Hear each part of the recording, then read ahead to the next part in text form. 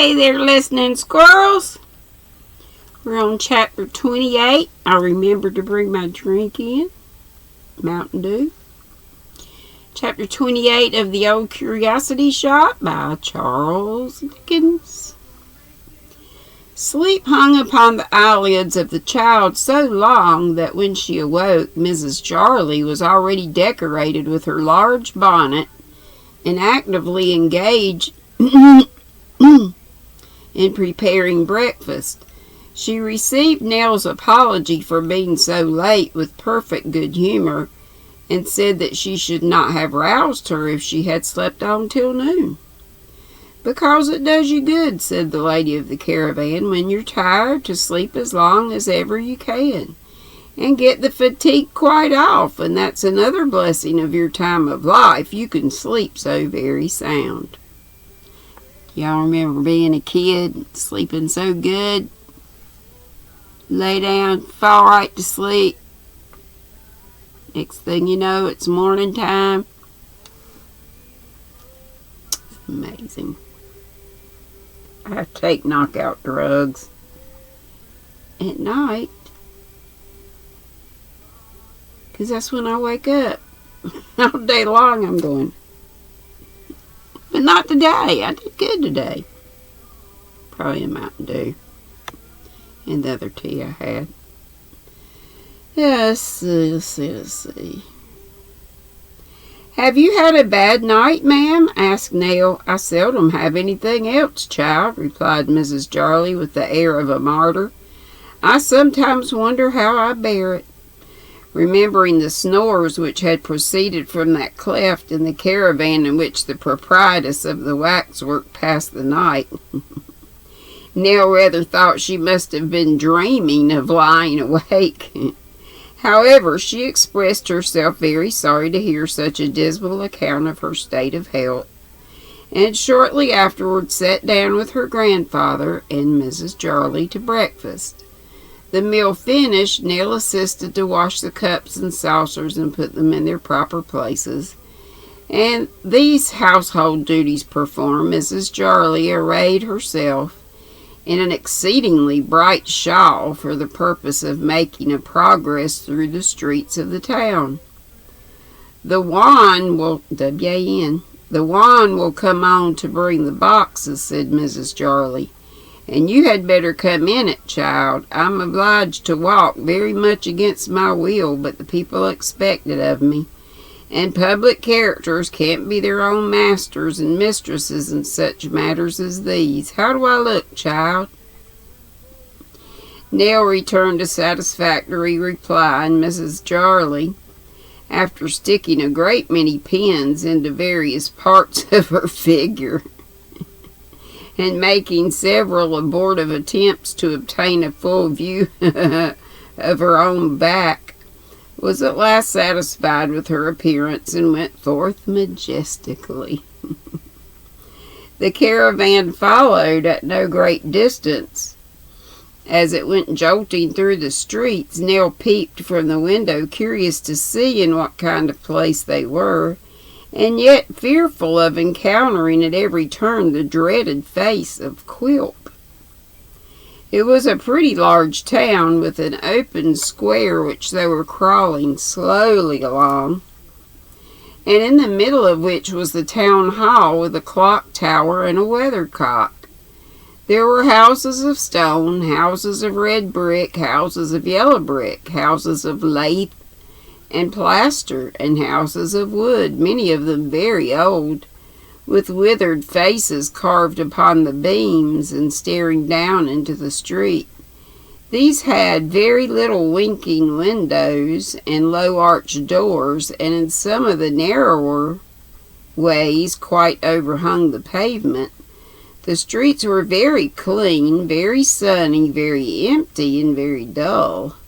A few idle men lounged about the two inns and the empty marketplace and the tradesmen's doors, and some old people were dozing in chairs outside an almshouse wall, but scarcely any passengers who seemed bent on going anywhere, or to have any object in view went by, and if perchance some straggler did, his footsteps echoed on the hot, bright pavement for minutes afterwards. Nothing seemed to be going on but the clocks, and they had such drowsy faces, such heavy, lazy hands, and such cracked voices that they surely must have been too slow. The very dogs were all asleep, and the flies, drunk with moist sugar in the grocer's shop, forgot their wings and briskness and baked to death. Sorry, not picking my nose, I always get an itch.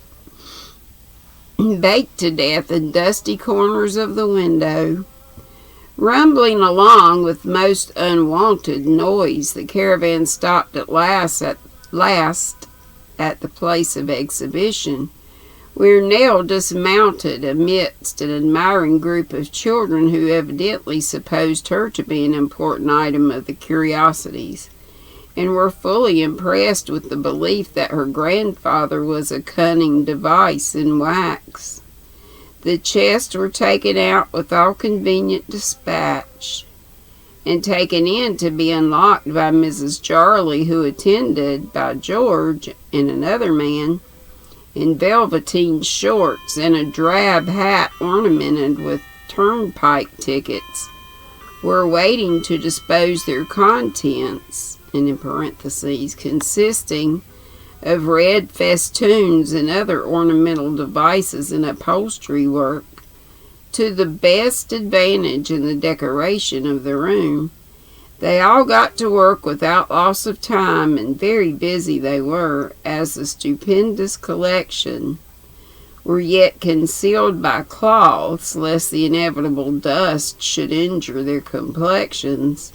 Nell bestirred herself to assist in the embellishment of the room, in which her grandfather also was of great service. The two men, being well used to it, did a great deal in a short time, and Mrs. Jarley served out the tin tacks from a linen pocket like a toll collector's, which she wore for the purpose, and encouraged her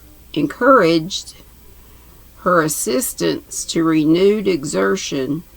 While they were thus employed, a tallish gentleman with a hooked nose and black hair, dressed in a military surtout, very short and tight in the sleeves, and which had once been frogged and braided all over, but was now sadly shorn of its garniture and quite threadbare, dressed too in ancient grey pantaloons, fitting tight to the leg, and a pair of pumps, in the winter of their existence, looked in at the door and smiled affably. Mrs. Jarley's back being then towards them, the military gentleman shook his forefinger as a sign that her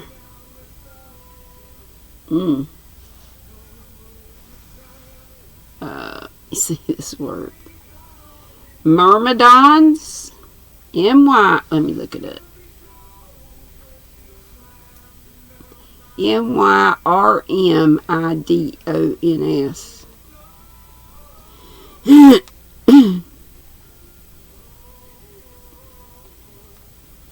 It says a member of a warlike Thessalian people led by Achilles at the siege of Troy. A hired ruffian or unscrupulous subordinate. Okay.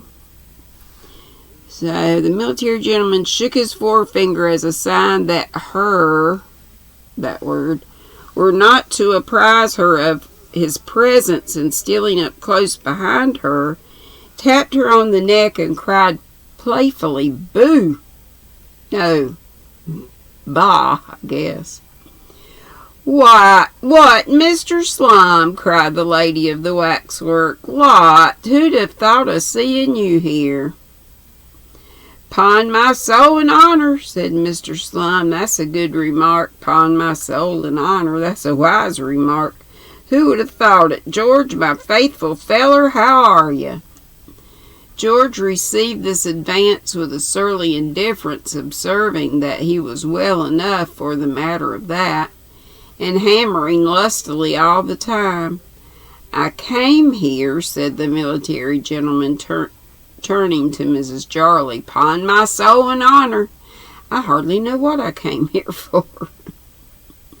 "It would puzzle me to tell you, it would, by gad. I wanted a little inspiration, a little freshening up, a little change of ideas, and 'pon my soul and honor," said the military gentleman. I might start saying that. Checking himself and looking round the room, "What a devilish classical thing this is. By gad, it's quite Minervian." "It'll look well enough when it comes to be finished," observed Mrs. Jarley. "Well enough," said Mr. Slum. "Will you believe me when I say it's the delight of my life to have dabbled in poetry? When I think I've exercised my pen upon this charming theme. By the way, any orders? Is there any little thing I can do for you?" "It comes so very expensive, sir," replied Mrs. Jarley, "and I really don't think it does much good." "Hush, no, no," returned Mr. Slum, elevating his hand. "No fibs, I'll not hear it. Don't say it don't do good. Don't say it. I know better." "I don't think it does," said Mrs. Jarley. "Ha ha!" cried Mr. Slum. "You're giving way. You're coming down. Ask the perfumers. Ask the blacking makers. Ask the hatters. Ask the old lottery office keepers. Ask any man among 'em what my poetry has done for 'em. And mark my words, he blesses the name of Slum. If he's an honest man, he raises his eyes to heaven and blesses the name of Slum. Mark that. You are acquainted with Westminster Abbey, Mrs. Jarley?" "Yes, surely." "There, upon my soul and honor, ma'am, you'll find in a certain angle of that dreary pile called Poet's Corner a few smaller names than Slum," retorted that gentleman, tapping himself expressively on the forehead to imply that there was some slight quantity of brain behind it. "I got a little trifle here now," said Mr. Slum, taking off his hat, which was full of scraps of paper. "A little trifle here thrown off in the heat of the moment, which I should say was exactly the thing you wanted to set this place on fire with. It's an acrostic. The name at this moment is Warren, and the idea's a convertible one. A positive inspiration for Jarley. Have the acrostic." "I suppose it's very dear," said Mrs. Jarley. 5 shillings, returned Mr. Slum, using his pencil as a toothpick. "Cheaper than any prose." "I couldn't give more than 3, said Mrs. Jarley. "And 6, retorted Slum. "Come, 3 and 6. Mrs. Jarley was not proof against the poet's insulating manner, and Mr. Slum entered the order in a small notebook as a 3 and 6 penny one. Mr. Slum then withdrew to alter the acrostic, having taken a most affectionate leave of his patroness, and promising to return as soon as he possibly could with a fair copy for the printer. As his presence had not interfered with or interrupted the preparations, they were now far advanced and were completely shortly after his departure. When the festoons were all put up as tastily as they might be, the stupendous collection was uncovered, and there were displayed on a raised platform some 2 feet from the floor, running around the room and parted from the rude public by crimson rope breast high, divers sprightly effigies of celebrated characters, singly and in groups, clad in glittering dresses of various climes and times. and standing more or less unsteadily upon their legs, with their eyes very wide open and their nostrils very much inflated, and the mustaches, no, and the muscles of their legs and arms very strongly developed, and all their countenances expressing great surprise. All the gentlemen were very pigeon-breasted and very blue about the beards, and all the ladies were miraculous figures, and all the ladies and gentlemen were looking intensely nowhere and staring with extraordinary earnestness at nothing. When Nell had exhausted her first raptures at this glorious sight, Mrs. Jarley ordered the room to be cleared of all but herself and the child, and sitting herself down in an armchair in the center, formally invested Nell with a willow wand, long used by herself for pointing out the characters, and was at great pains to instruct her in her duty. "That," said Mrs. Jarley in her exhibition tone, as Nell touched a figure at the beginning of the platform, is it an unfortunate maid of honor in the time of Queen Elizabeth, who died for pricking her finger in consequence of working upon a Sunday? Observe the blood which is trickling from her finger, also the gold-eyed needle of the period, and with which she is at work." All this Nell repeated twice or thrice, pointing to the finger and the needle at the right times, and then passed on to the next. "That, ladies and gentlemen," said Mrs. Jarley, "is Jasper Packlemerton, of atrocious memory, who courted and married 14 wives, Lord have mercy, and destroyed them all by tickling the soles of their feet, oh my gosh, when they were sleeping in the consciousness of innocence and virtue. On being brought to the scaffold and asked if he was sorry for what he had done, he replied yes, he was sorry for having let him off so easy, and hoped all Christian husbands would pardon him the offense. Let this be a warning to all young ladies, to be particular in the character of the gentleman of their choice. Observe that his fingers are curled as if in the act of tickling, and that his face is represented with a wink as he appears from committing his barbarous murders." They were tickled to death. When Nell knew all about Mr. Packlemerton and could say it without faltering, Mrs. Jarley passed on to the fat man, and then to the thin man, the tall man, the short man, the old lady who died of dancing at 132, the wild boy of the woods, the woman who poisoned 14 families with pickled walnuts, and other historical characters and interesting but misguided individuals. And so well did Nell profit by her instructions, and so apt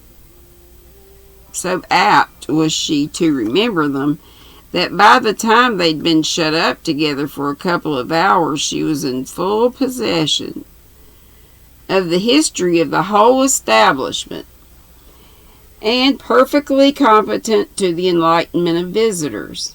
Mrs. Jarley was not slow to express her admiration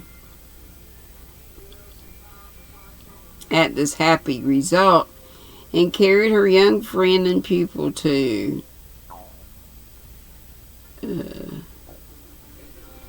people to inspect the remaining arrangements within doors, by virtue of which the passage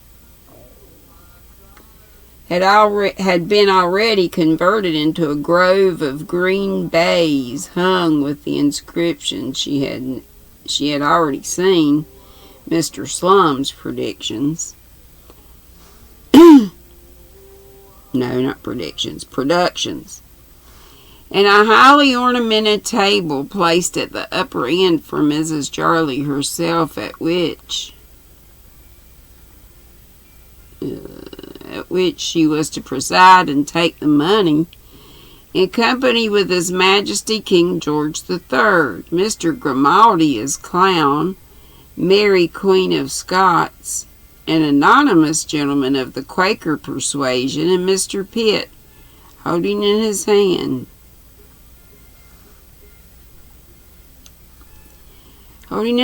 a correct model of the bill for the imposition of the window duty. The preparations without doors had not been neglected either, and none of great personal attractions was telling her beads on the little portico over the door, and a brigand without the blackest possible head of hair and the clearest possible complexion was at that moment going round the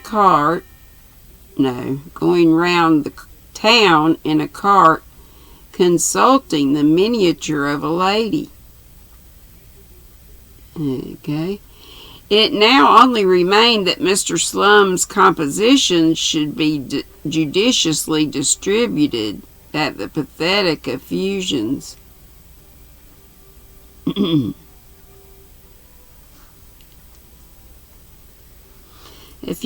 should find their way to all private houses and tradespeople, and that the parody, commencing "If I'd knowed a donkey," should be confined to the taverns and circulated only among the lawyers' clerks, and choice spirits of the place. When this had been done, and Mrs. Jarley had waited upon the boarding schools in purpose with the handbill composed expressly for them, in which it was distinctly proved that the waxwork refined the mind, cultivated the taste, and enlarged the sphere of the human understanding, that indefatigable lady sat down to dinner and drank out of the suspicious bottle to a flourishing campaign. And that is that. That's all. Chapter 28. I hope y'all sleep well tonight. And me too. I have been. Just take my knockout meds. I hate I have to do that, but I do.